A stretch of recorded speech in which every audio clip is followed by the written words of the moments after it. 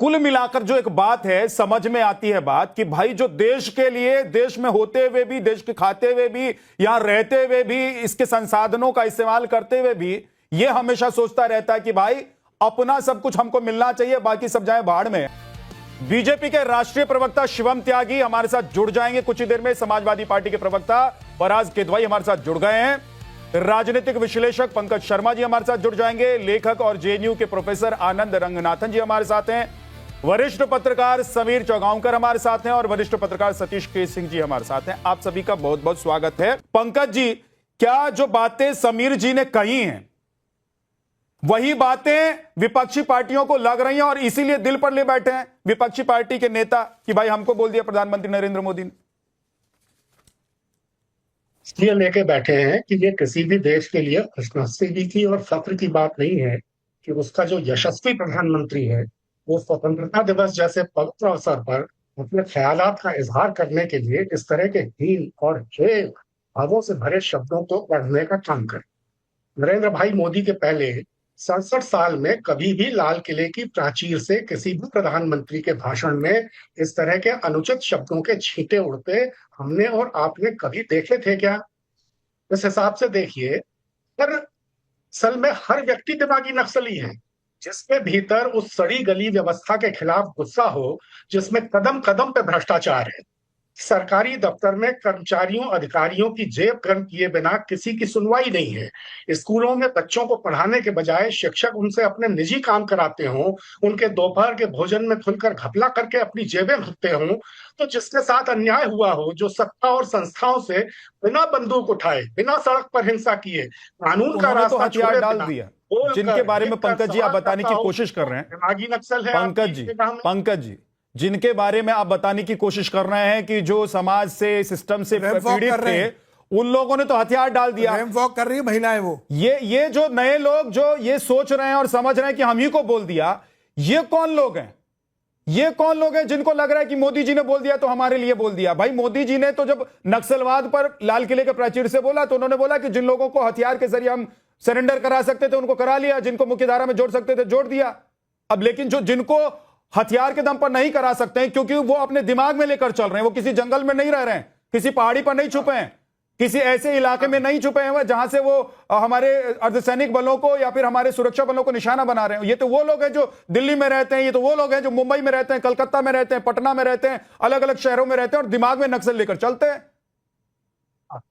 आपके हिसाब से न पहने वो दिमागी नक्सली है, जो आपके हिसाब से न खाए वो दिमागी नक्सली है, आपके हिसाब से न सोचे वो दिमागी नक्सली है।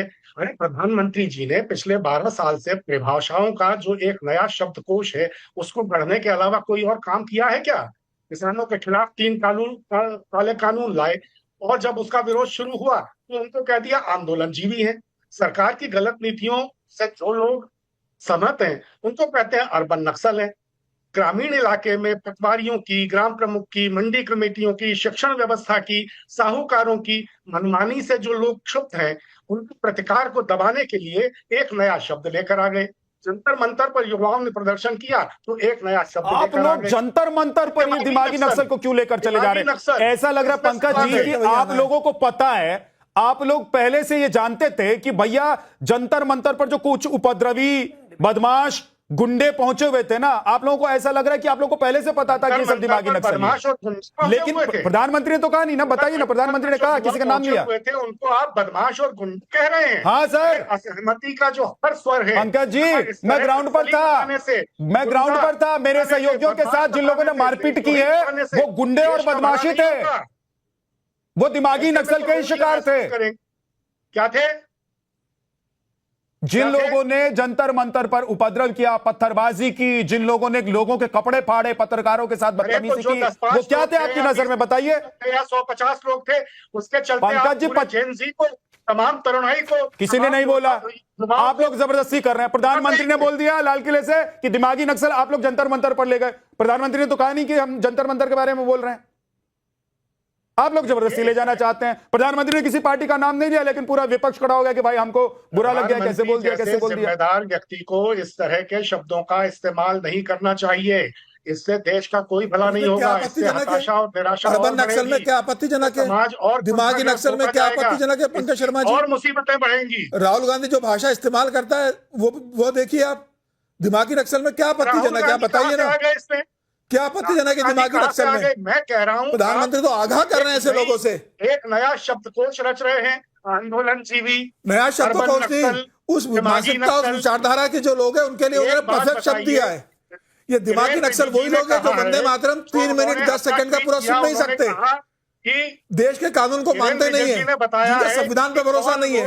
कौन लोग, आप बताइए कौन लोग पंकज जी, उस दिमागी मानसिकता नक्सल का हैं? नाम क्या है कि जो उन्होंने वंदे कहा, मातरम माओवादियों 3 का मिनट 10 सेकंड का समर्थन सुन नहीं करने सकते? भारतीय संविधान को अस्वीकार करने वाले पंकज जी, आप दिमागी बताइए नक्सल ना, हैं। क्या जंतर मंतर उस पर मानसिकता का बैठे क्या नाम है जो लोग वंदे मातरम सुन नहीं सकते 3 मिनट 10 क्या वो सेकंड? भारतीय संविधान को अस्वीकार प्रधानमंत्री ने उसका जिक्र किया था उस मानसिकता उन्होंने का कहा कि अलगाववादियों के साथ कि वो लोग होने हैं वाले लोग दिमागी नक्सल। नक्सल हैं।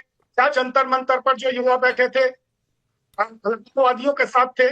उन्होंने कहा कि चिकन नेक अरे आप सीधा जवाब दीजिए पंकज जी। भारत से अलग करने की 3 मिनट 10 सेकंड का वंदे मातरम जो सुन नहीं मुझे एक सकता बात वो बता दिमागी दीजिए नक्सल है कि पंकज जी, नहीं? उसके बाद मैं शिवम त्यागी के पास जाऊंगा, क्योंकि शिवम त्यागी से ही आप लोगों के सारे जो सवाल हैं उसका जवाब मिलेगा कि प्रधानमंत्री जी ने क्या कहा, क्यों कहा, बीजेपी क्या सोच रही है। आनंद जी, मैं आ रहा हूं आपके पास, लेकिन उससे पहले मेरे सवाल का एक जवाब दीजिए 2 लाइन में कि पंकज जी, जो लोग शाहीन बाग बना रहे थे, क्या वो दिमागी नक्सल नहीं है? जो लोग जंतर मंतर पर पत्थर चला रहे थे, कपड़े फाड़ रहे थे, वो दिमागी नक्सल नहीं है? जो लोग लाल किले पर किसान आंदोलन में ट्रैक्टर चढ़ा रहे थे, वो दिमागी नक्सल नहीं है? मेरे को यह बता दीजिए कि जो लोग रांची में जब वहां पर छात्र आंदोलन कर रहे थे, दिल्ली में बैठकर वो ये कह रहे थे कि वहां के छात्र अलग, यहां के छात्र अलग हैं, वो दिमागी नक्सल नहीं है? मुझे एक जवाब चाहिए कि आप लोग क्या इस देश में रांची के दिल्ली के छात्रों को अलग करके चलेंगे? क्या आप लोग रांची और दिल्ली जैसी व्यवस्था चाहते पूरे देश में, और इसीलिए आप लोगों को बुरा लग रहा है कि भाई हम लोगों को टारगेट किया जा रहा है? किसी भी अन्याय का प्रतिकार करने वाले लोग दिमागी नक्सल नहीं हैं। किसी भी वंचित किसने के कहा साथ कि है होने वाले अन्याय का प्रतिकार करने वाले लोग? विरोध किसी ने करने कहा ही वाले नहीं है। लोग अन्याय करने वाले नहीं है दिमागी नक्सल है ना सर? अरे अब वो जो आपके भारतीय जनता पार्टी के सांसद हैं, जो महानिदेशक थे यूपी के, क्या ब्रजलाल जी, उन्होंने क्या कहा है? प्रोफेसर, कवि, लेखक, अध्यापक, एनजीओ संचालक, बुद्धिजीवी, ये सब दिमागी नक्सल हैं, आज कहा उन्होंने। ये जो है अपने सम्मेलनों के जरिए, अपने विचारों के जरिए। सर मुझे बता दीजिए, ये दिमागी नक्सल अगर इस देश में है तो ये इन्हीं बीच में से कहीं से होंगे ना सर? ये इन्हीं बीच में से होंगे ना कहीं, कि इनको पाकिस्तान से इंपोर्ट करके लाएंगे, अमेरिका से इंपोर्ट करके लाएंगे, कि चाइना से इंपोर्ट करके लाएंगे, कि जर्मनी से इंपोर्ट करके लाएंगे? गलत कार्यक्रमों का, दमन का विरोध करने वाला कोई भी दिमागी नक्सल नहीं है। ऐसा कहने वाले असल में दिमागी दिवालियेपन के शिकार हैं। ठीक है, शिवम अब त्यागी, इसमें गरीब, वंचित, शोषित कहां से आए मुझे समझ में नहीं आया जी।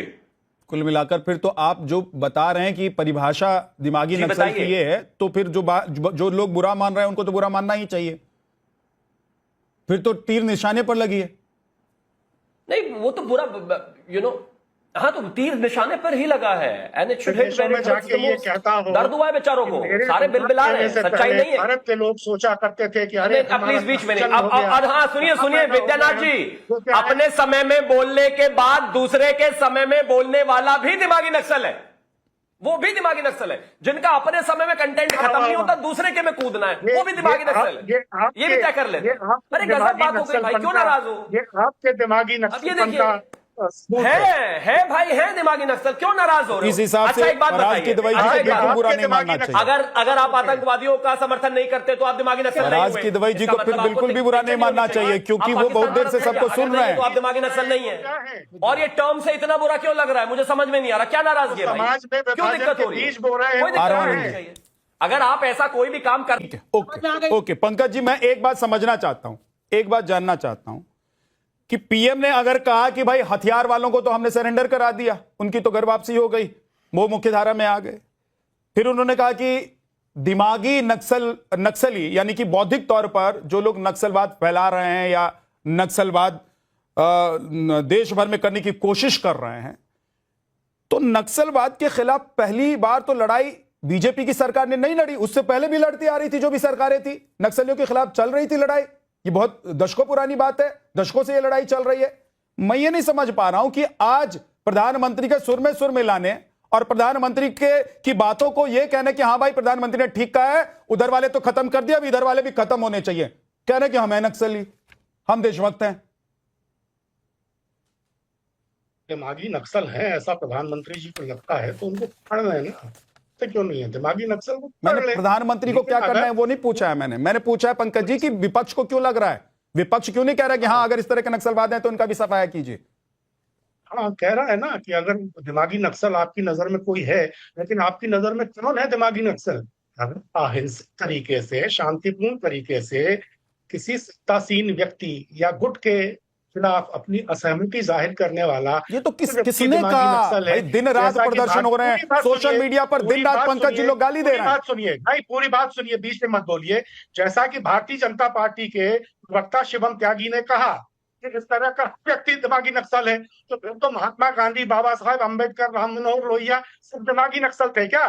राज मधोक के, सुदर्शन सुब्रमण्यम स्वामी, अरुण शौरी, यशवंत सिन्हा, संजय जोशी, हरेन पांड्या, सत्यन मलिक, आर.के. सिंह, ये सब क्या दिमागी नक्सल की परिभाषा के दायरे में आते हैं? बताएं शिवम त्यागी जी, अगर ये परिभाषा है तो। पंकज जी और अपनी अगर परिभाषा परिभाषा में कुछ सबके और नाम मत है, लीजिए। परिभाषा कुछ और है तो उन दिमागी नक्सलों को पकड़े। शिवम त्यागी जी बोलिए। सब पर क्यों तोहमत लगा रहे हैं? शिवम त्यागी जी बोलिए। Thank you. मैं पहले एक चीज कहना चाहता हूं, आप बहुत देर बाद आए, थोड़ा सा समय दीजिएगा। पहली बात ये, भाजपा का विरोध से मैंने कभी नहीं कहा, मैं कह रहा हूं देश के विरोध वाले हैं दिमागी नक्सल। क्यों दर्द हो रहा है आपको? पाकिस्तान से हैं पंकज जी, जो देश विरोधी है वो दिमागी नक्सल है, जो आतंकवादियों का सिंपैथाइजर है वो दिमागी नक्सल है, जो नक्सल का सिंपैथाइजर है वो दिमागी नक्सल है। सुनिए रुकिए जरा, प्लीज रुकिए। और ये बार बार जो बीच में बोलते हैं ये दिमागी नक्सल है। पंकज जी अब वक्त नहीं है, शिवम त्यागी कंप्लीट कीजिए जल्दी से।